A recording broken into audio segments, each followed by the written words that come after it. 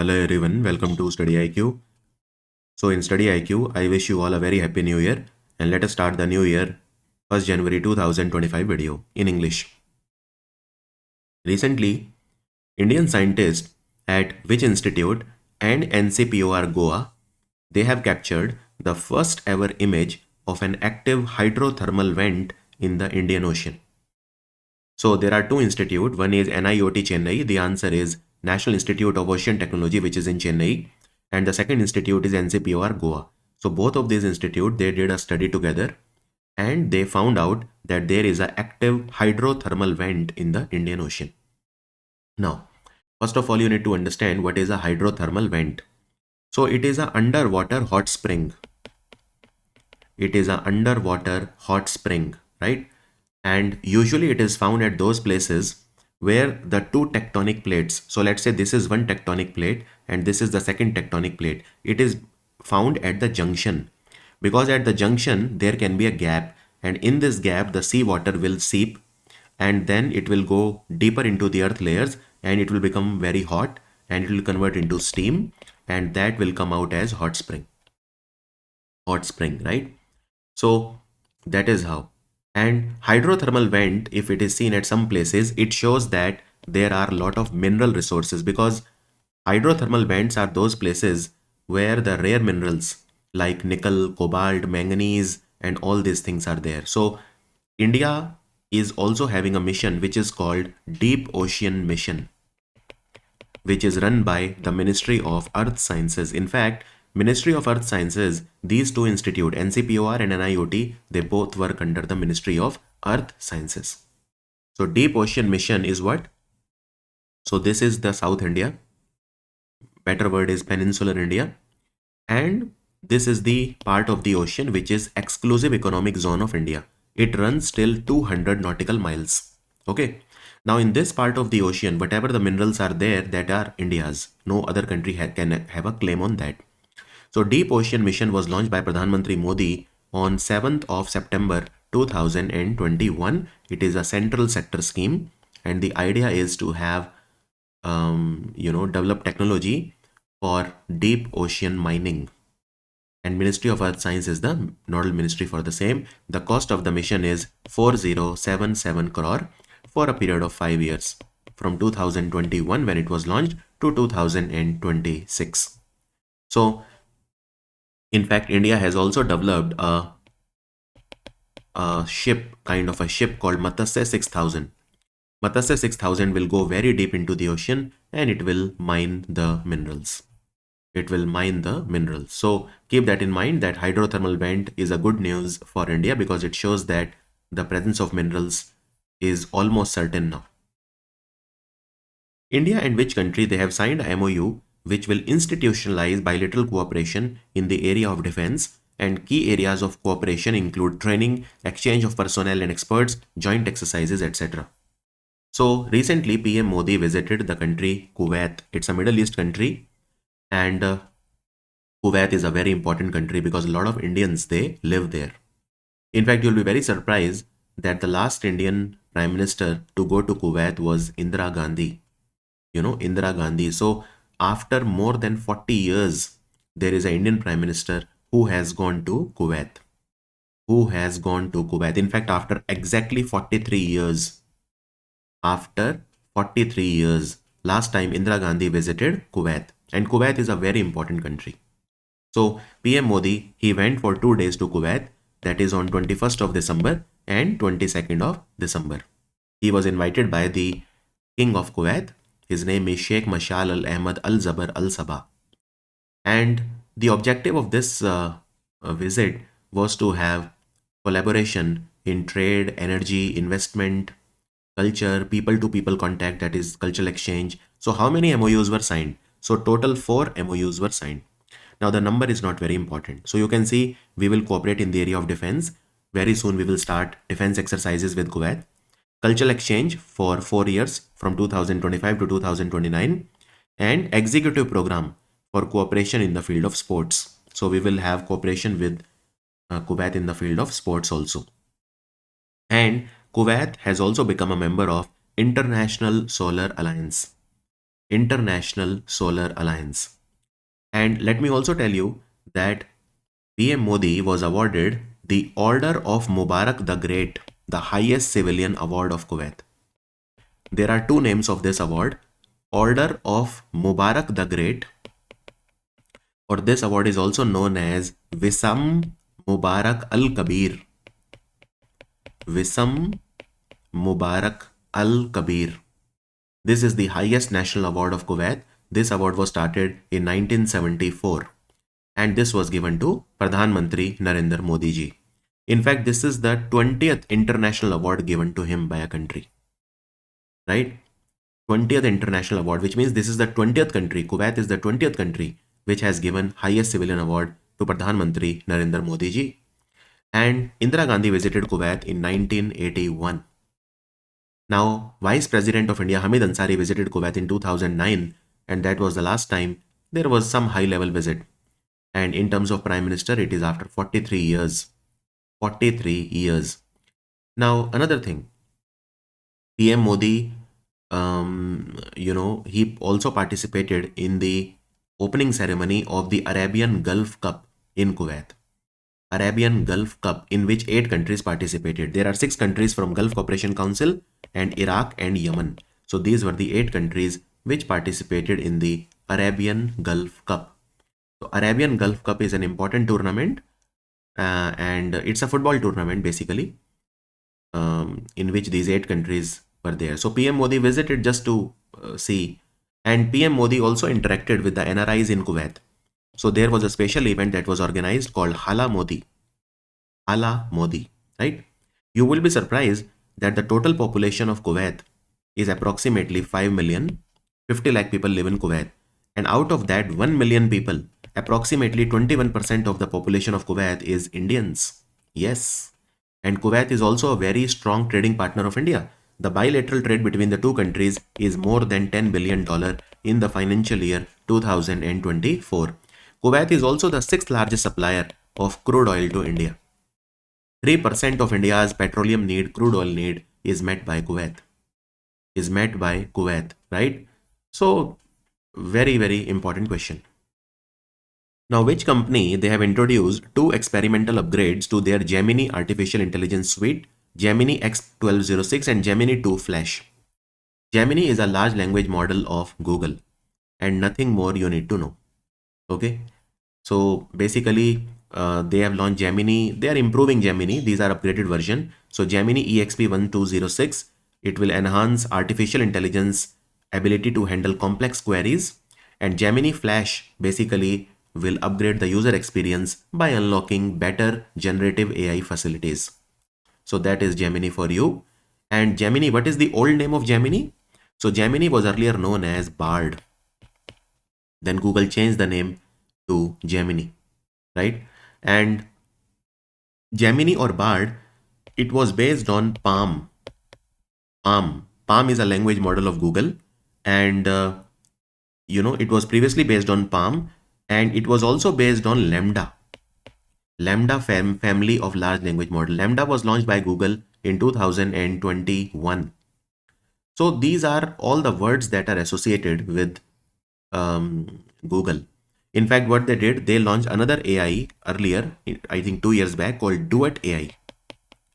Duet AI, D-U-E-T AI. So the Duet AI is another artificial intelligence product from Google, and Duet AI was also merged into Bard to create Gemini.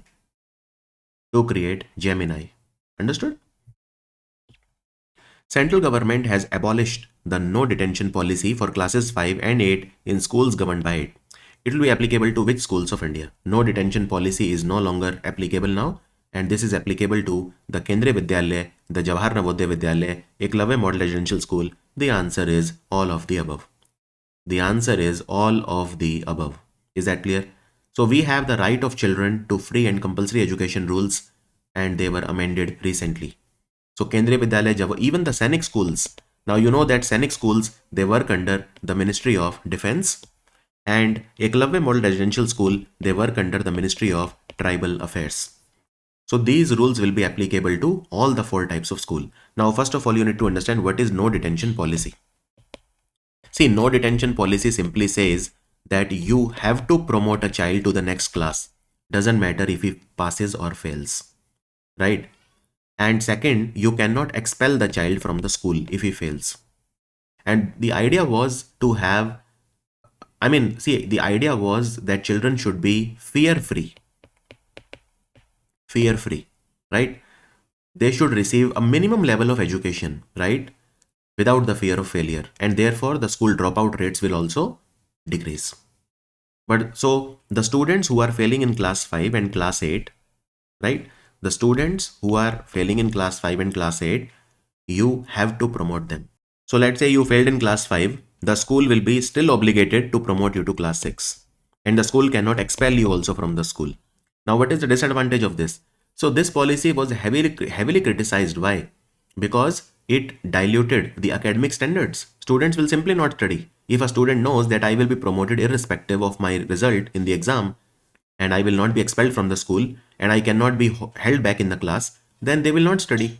So there was a criticism of this policy. So what are the changes which are being done? Well, there are some changes which are being done. So for example, the promotion criteria. So if a student fails in class 5 and class 8, they will have a chance to retake the exam within 2 months. And if they fail the re-exam also, then they will be held back. Listen, they can still not be expelled from the school, but they will be held back in the class. So you will have to repeat your class 5. You will be held back. Your 1 year will be wasted. Okay. So student cannot be expelled from the school before completing class 8. This rule is still there, but they can be held back. Okay, they can be held back. Yes, they will be given a chance to take a re-exam within 2 months. But if they don't pass the re-exam, then they will be held back. And students cannot be expelled before completing class 8. So this is the no detention policy. This is the no detention policy, which has been amended now. As per the recent data shared by the Election Commission of India, which constituency recorded the highest turnout of the voters in the Lok Sabha elections of 2024? So Lok Sabha elections of 2024, the general elections of India, they saw PM Modi becoming the Prime Minister for third time consecutively. And highest turnout, highest voting percentage was in Dhubri in Assam, 92.3%. So some data is released by the Election Commission of India, which can be important from exam point of view. So let me show you the data. So for example, how many total voters were there? So 97 crore, 97.97 crore voters were there in India in 2024, which is an increase from 2019, where 91.19 crore voters were there. Then male votes, female vote, third gender, all the types of vote were there. You can see the polling booth, the constituency with the highest turnout was Dhubri in Assam, and the lowest turnout was seen in Srinagar. In Srinagar, only 38.7% of the voters, they cast their votes. And there was an increase in the transgender voter. So total transgender voters, 27% of them, they voted. Third gender, 27% of them, they voted. Now, which is the state with the highest number of polling stations in India? So UP is the state with highest number of polling station. UP has 1,62,000 polling station. Lowest number of polling station are in Lakshadweep, only 55. But if you compare between 2024 and 2019, in which state the polling stations increased the most in 5 years, then the answer will be Bihar. In Bihar, the number of polling stations increased by more than 4,700.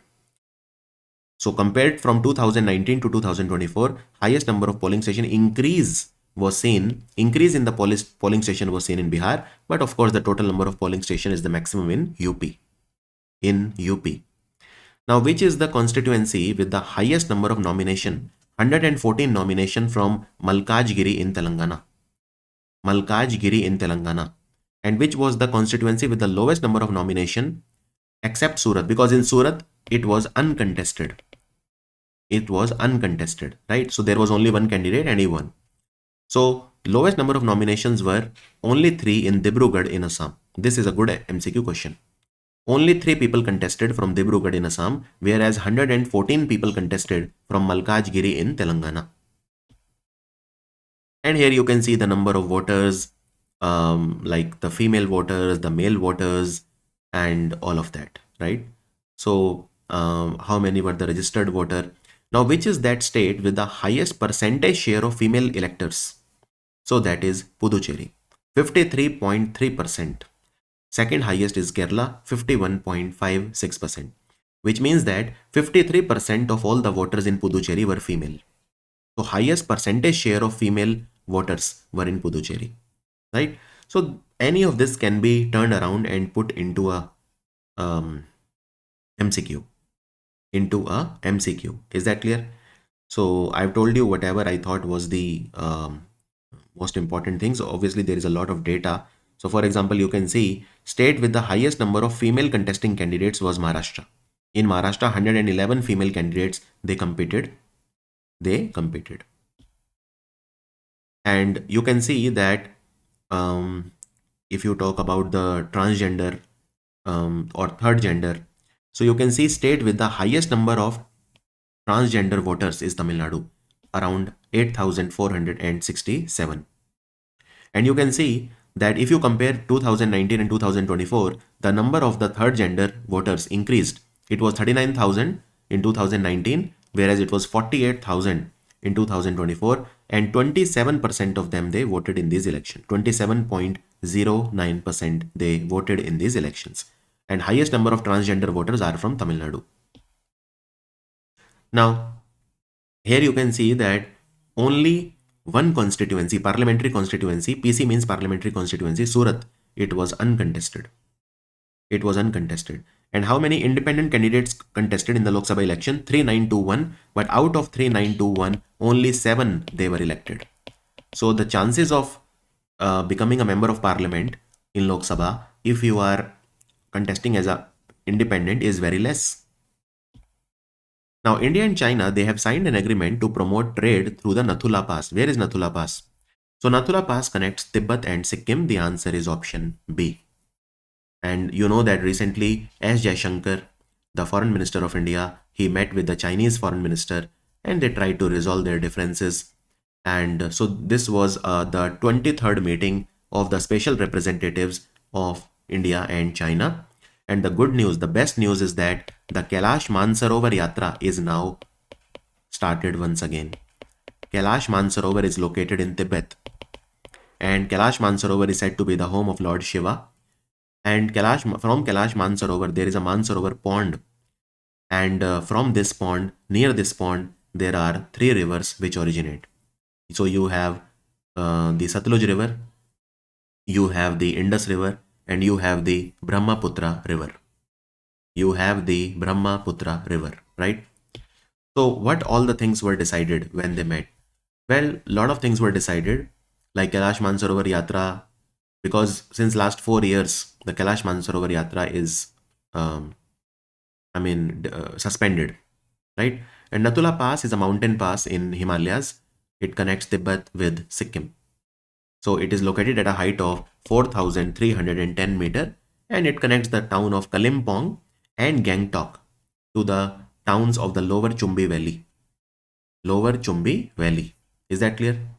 And these were the 2 main things which were decided. And of course, the border disengagement and all those things were also there. That, we will disengage from the border. So in October 2024, there was a meeting where disengagement was finally announced, and we will implement this October 2024 disengagement agreement. That was also announced. And other than that, nothing more special. I mean, same things which you expect. And this, Kailash Mansarovar route, Kailash Mansarovar you can visit through 2 passes. You can visit through the Nathula Pass, and you can also visit it from the Lipu Lake Pass, which is in Uttarakhand. Lipu Lake Pass, Lipulekh. So you can visit Kailash Mansarovar from 2 areas, Nathula and Lipu Lake Pass in Uttarakhand. Recently, scientific aptitude assessment exercise under the Jigyasa program has been conducted. Jigyasa program was launched by which organization? Jigyasa is a program that was launched by CSIR, and you know that CSIR works under the Ministry of Science and Technology. So what is Jigyasa program? Jigyasa program was started in 2017 by CSIR. So sometimes it is also known as CSIR Jigyasa program, and it promotes curiosity and scientific temperament in the children. So what do they do? Well, the objective is to extend the classroom learning by focusing on well-planned research laboratory-based learning for school students. So what do they do is they make the students of, for example, the Kendriya Vidyalaya, Navodaya Vidyalaya in India, and all these good schools, they make them visit the CSIR laboratories. And there are a lot of CSIR laboratories. So the CSIR laboratories, they collaborate with the Kendriya Vidyalaya, Navodaya Vidyalaya, with all these, and students, they get first-hand knowledge. They visit research laboratories of CSIR, right? They visit research laboratory. Now, the students usually are from 11 to 18 years of age, that is from class 6 to class 12. From class 6 to class 12, that is what happens in the Jigyasa program. Recently, scientific aptitude assessment exercise was done, where the students, they gathered in the 37 laboratories of CSIR, and they took part in scientific demonstration, scientific experiments to basically get motivated. Is that clear? Who among the following was awarded Bahrain's Medal of Efficiency, first class? So this is a medal given by the country Bahrain, and Bahrain again is a Middle Eastern country, Gulf country. So Dr. Ravi Pillai.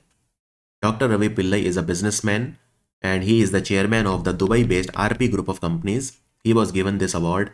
Now this is the Bahrain's highest national award, and it recognizes those individuals who have made exceptional contribution in Bahrain's progress and development.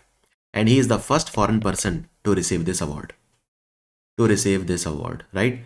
Now his company, RP group of companies, employs 1,26,000 people, right? And his company has a turnover of $12 billion. So he is one of the richest people, Indians in the Middle East. So he was given Bahrain's Medal of Efficiency.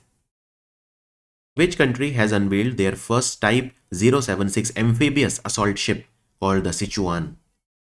Now, amphibious assault ship Sichuan. Sichuan is also a place in China. The answer is China.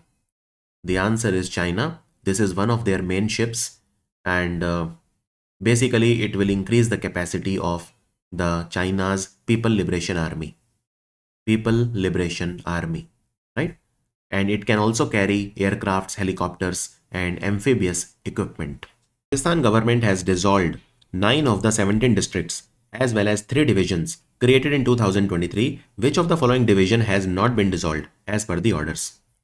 Look, the Congress government, they announced that they will create 17 new districts in Rajasthan, taking the number to 50, and 3 new divisions. Now, Rajasthan already has 7 divisions, 3 new were supposed to be created, so total would be 10, but these 3 have been cancelled. So, Sikar, Pali and Banswada, these were the name of the 3 divisions that were supposed to be created. Bharatpur is already a division, so the answer is option C. They are asking which division has not been dissolved. Which division has not been dissolved? So Ajmer, Bharatpur, Bikaner, Jaipur, Jodhpur, Kota and Udaipur, these are the 7 divisions of Rajasthan. So Bharatpur will remain a division, but the new division of Sikar, Pali and Banswada will not be applicable. Is that clear? And out of the 17 districts, how many will be created?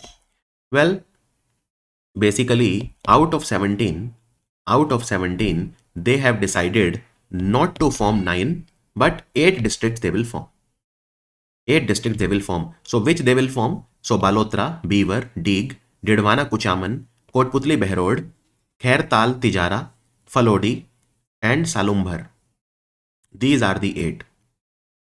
That they will create. But 9 they will not create out of 17. So now I ask you, how many districts will be there in Rajasthan? There were earlier 33. Okay, 8 more. So 41 districts will be there, and the number of division will remain 7 only, because all the 3 new divisions, they have been cancelled. Who has become FIDE World Rapid Champion? Koneru Hampi from India has become World Rapid Champion. This is a huge achievement for her. She has been a very good player for a long time now, and playing for almost more than 25 years. This is her second World Rapid title. She won it earlier in 2019 also. So she has become the World Rapid Champion for second time. And FIDE World Rapid Championship happened recently in New York. Now, you should also know the winner of the men's section. Who won the tournament in the men's section? So who is the World Rapid Champion in the men's section? It is Volodar Murzin from Russia, just 18 years old. Volodar Murzin from Russia. He is the World Rapid Champion at just age of 18 years. And Koneru Hampi, uh, she is an Indian chess grandmaster, and she is from Andhra Pradesh. She is from Andhra Pradesh. She is also the winner of Arjuna Award and Padma Shri Award. Kristen Mijol Frostadottir has been appointed as the new Prime Minister of which country? So the answer is Iceland. The answer is Iceland. Okay. And remember that. Now, one more thing I will add here. There was a FIDE World Rapid Under 18 tournament also, and FIDE World Under 18 Blitz tournament also. So in Blitz, you get even less time to think compared to Rapid, right? And both the tournaments are won by an Indian. What is the name? Pranav Venkatesh. Pranav V or Pranav Venkatesh. So Pranav Venkatesh is the winner. He is the FIDE Under 18 Rapid champion also, and he is the FIDE Under 18 Blitz champion also. So that also you should know.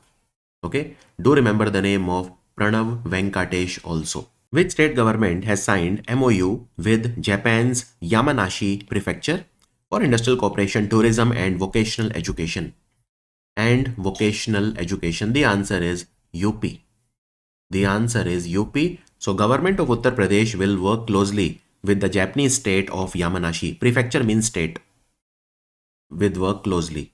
So Japan will help UP in various things. There will be industrial cooperation, tourism and vocational education. And the relations between UP and Japan, they go back long ways.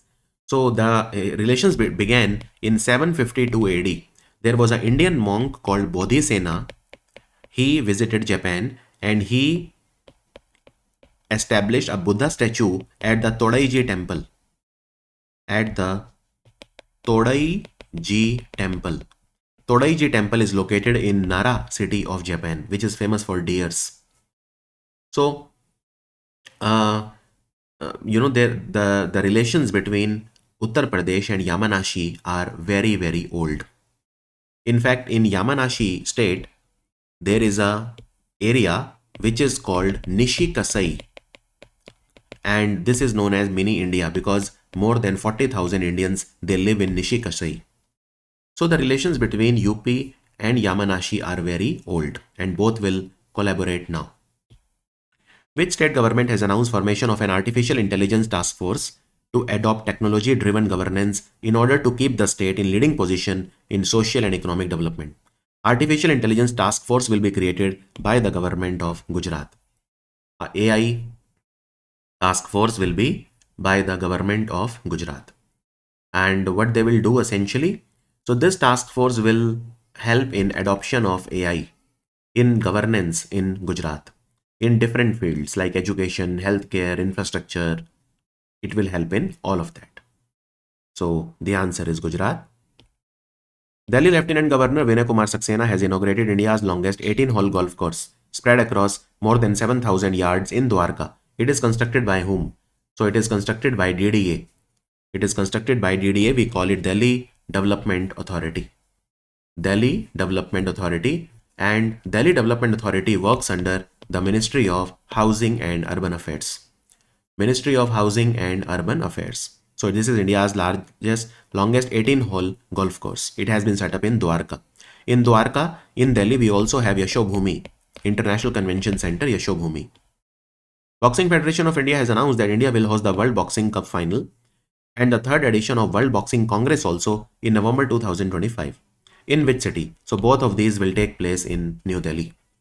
In New Delhi. Now, which is the official body of boxing in the world? We simply call it World Boxing. And it is headquartered in Lausanne in Switzerland. Lausanne in Switzerland. So the World Boxing Congress as well as World Boxing Cup final will take place in India. And this World Boxing final, why I'm writing here final? Because the World Boxing Cup will take place in different countries. The World Boxing Cup will start in Brazil, then it will take place in Germany, then it will take place in Kazakhstan, but the finale will take place in New Delhi. That is why I'm writing final.